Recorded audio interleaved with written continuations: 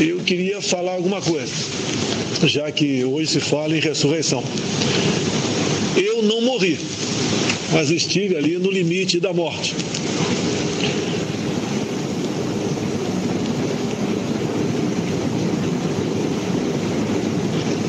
Naquele dia 6 de setembro de 2018, os últimos momentos que eu tive noção que estava acontecendo,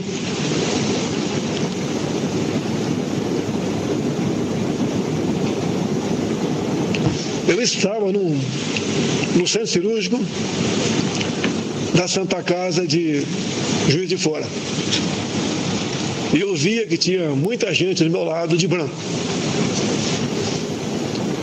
E em dado momento, as últimas palavras que eu ouvi foi que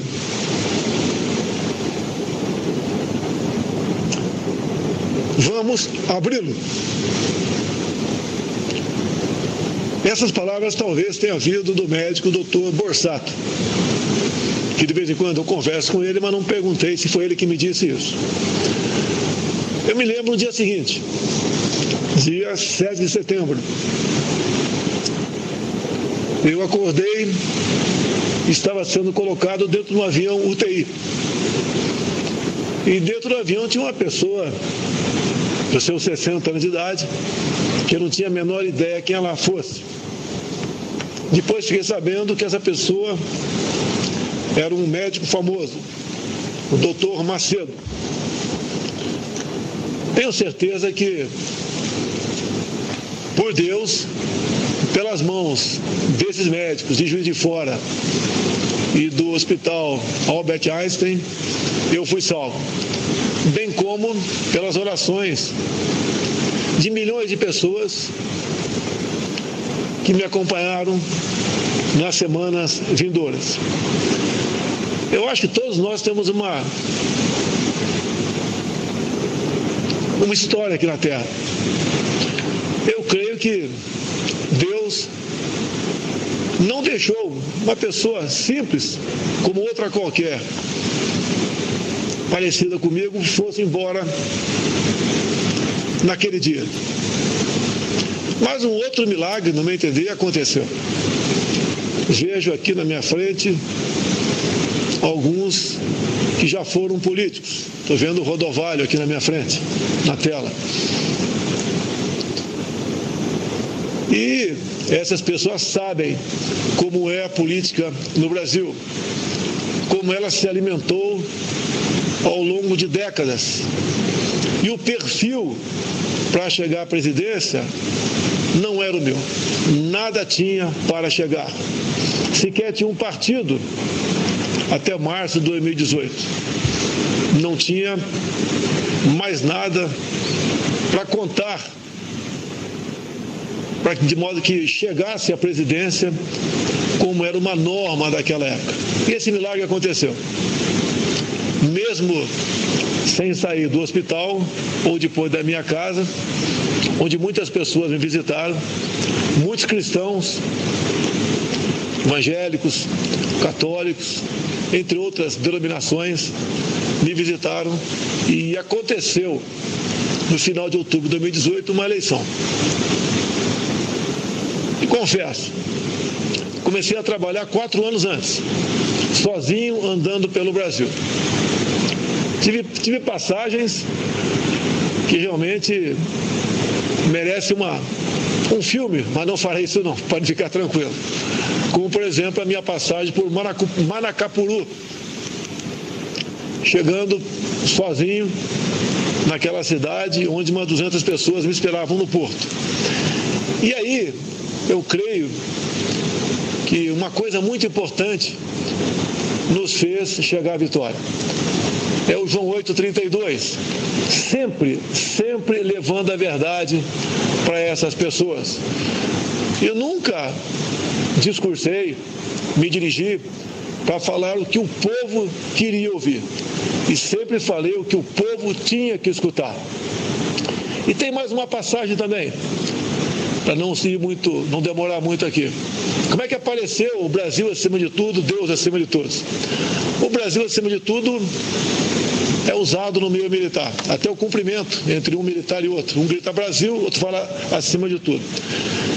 Pela primeira vez, o Deus acima de todos, você pode procurar na internet, estava vendo um evento em frente ao Congresso Nacional. Tinham vários parlamentares presentes. Isso tem uns 6 anos aproximadamente.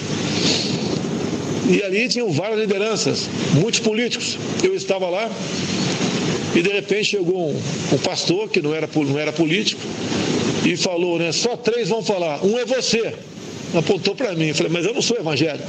É você que vai falar. Ele usou a palavra agora há pouco aí, no começo dessa live. E eu fiquei bolando, né? O que eu vou falar? Como é que eu vou dirigir para 20 mil evangélicos? Falar alguma coisa? Não era candidato aí naquela época, né? Dentro de mim eu sabia que era candidato, mas ninguém sabia da minha boca, né? Que tinha essa pretensão. E me dirigi, falei para esse público e confesso que quando eu falei Brasil acima de tudo, eu não sabia como complementar. E veio uma coisa que dentro de mim mandou falar Deus acima de todos. Pode ter certeza que isso, bem como os valores que nós defendemos, tão desgastados ao longo dos últimos anos, em especial os familiares, o desrespeito pregado e imposto contra nossos filhos em sala de aula, o cada vez mais desgastar instituições como os militares, cada vez mais se pregar a discórdia, a divisão entre nós de raça, cor, sexo. Isso tudo nós falávamos exatamente o contrário, como devia ser. Devíamos ter um Brasil para todos nós, para todos, sem exceção. E creio que esse segundo milagre, o da eleição, aconteceu. Porque o que estava em jogo não era um governo que simplesmente poderia mudar alguma coisa. Era um governo que tinha que mudar muita coisa. E o que estava em jogo nisso? Me desculpe se estou errado. Eu posso reformular o que eu vou falar aqui agora. Mas eu entendo que tem algo muito mais importante que a nossa própria vida. É a nossa liberdade. E estamos caminhando para sermos uma Venezuela.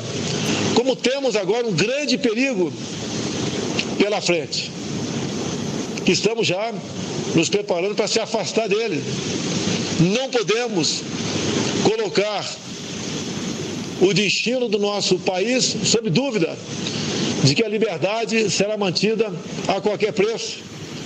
Eu tenho a obrigação, o dever, a consciência de que tenho que se preocupar com isso, mesmo sabendo que tem contra nós uma enorme parte da mídia, tem contra nós ainda autoridades que trabalham para fazer do país um país cada vez pior, porque só dessa maneira eles podem novamente ascender ao poder. Essa responsabilidade é muito grande. O peso é enorme. Na minha família, todo mundo já sofreu alguma coisa, até quem está do meu lado, assim como algum de vocês também, que me apoiam publicamente, tem sofrido.